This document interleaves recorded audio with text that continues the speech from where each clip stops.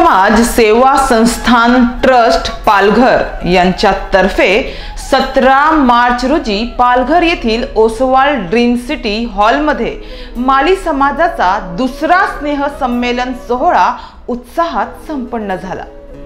या समारोह कार्यक्रमात सामाजिक विकास, समाजात शिक्षणाचा प्रसार, सामाजिक कुप्रथा निर्मूलन, युवा शक्तीला एकजूट करण्याचं आणि समाजाच्या उन्नतीबाबत विचार मंथन झाले। या समारोह कार्यक्रमात प्रमुख पाहुणे म्हणून पालघरच्या डॉक्टर सौ उज्ज्वला केदार काळे तसेच सन्माननीय अतिथी म्हणून प्रवासी प्रकोष्ठ भाजपा तेजराजजी सोलंकी, राजस्थान प्रदेश काँग्रेस कमिटीचे प्रदेश सचिव हरीशजी परिहार, माली समाजातील नेते, माली समाज सेवा संस्थान ट्रस्ट पालघरचे अध्यक्ष दिनेश कुमार फुलारामजी गहलोत आणि मुख्य म्हणजे संपूर्ण भारतातील माली समाज वर्ग या स्नेह संमेलनात उपस्थित होता। एकूणच 2000 लोकांचा समूह या संमेलनात सहभागी झाला होता। यावेळी श्री परमपूजनीय संत श्री चेतन गिरिराज महाराज सोजत व परमपूजनीय संत श्री शिवदासजी महाराज यांचे सुंदर मार्गदर्शन अनेकांना लाभले।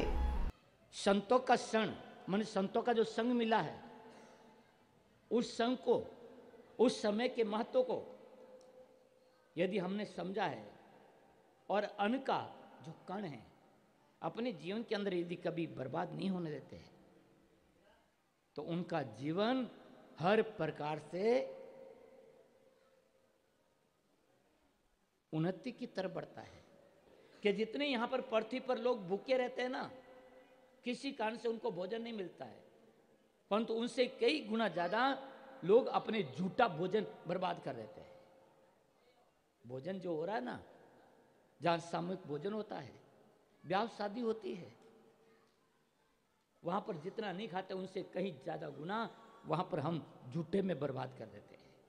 तो आज विश्व के अंदर जितने लोग भूखे नहीं होते उनसे कहीं ज्यादा गुना हम भोजन बर्बाद कर देते हैं झूठे के रूप में।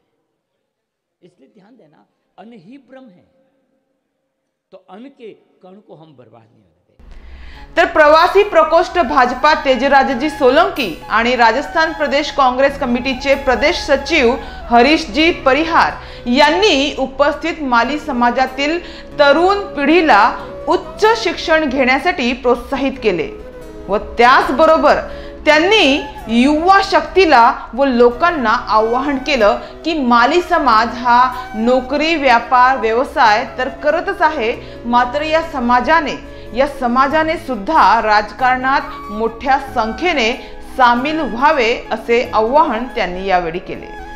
तर श्री लिखमी दासजी सेवा संस्थानचे कौतुक करताना डॉक्टर उज्ज्वला काळे म्हणाल्या, जिन्होंने गए साल पहला स्नेह सम्मेलन यहाँ आयोजित किया पालघर की भूमि में, जिसमें मुझे हाजिर होने का भाग मिला और आज भी मैं द्वितीय में, और मैं चाहती हूँ ऐसा आपका लगातार चलते रहे, पूरे देश में जहाँ भी हो वहाँ आप मुझे जरूर बुलाइए।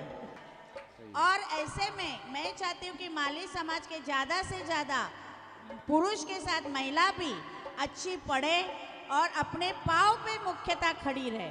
कोई डॉक्टर बने, इंजीनियर बने। मैं व्यवसाय से डॉक्टर हूँ, आज पालघर में 6ठी बार चुन के आई हूँ 95 से, उसके बावजूद 93 से मेरा क्लिनिक आज भी चालू है। इनको मुझसे ये कहा गया था कि एक समाज भवन बनाना है पालघर में या बोईसर में, जहाँ भी, तो अभी तो आचार संहिता है, मैं कुछ ज़्यादा बोल नहीं सकती, लेकिन उसमें जो भी मदद लगेगी हम आपको जरूर करेंगे। तर या समारोहात या माली समाजाने सामाजिक कार्याच्या दृष्टिकोनातून कोणते कार्य करण्याचं ठरवलं आहे आणि त्यांचे पुढचे नियोजन कसे असणार आहे त्याबद्दल जाणून घेऊया।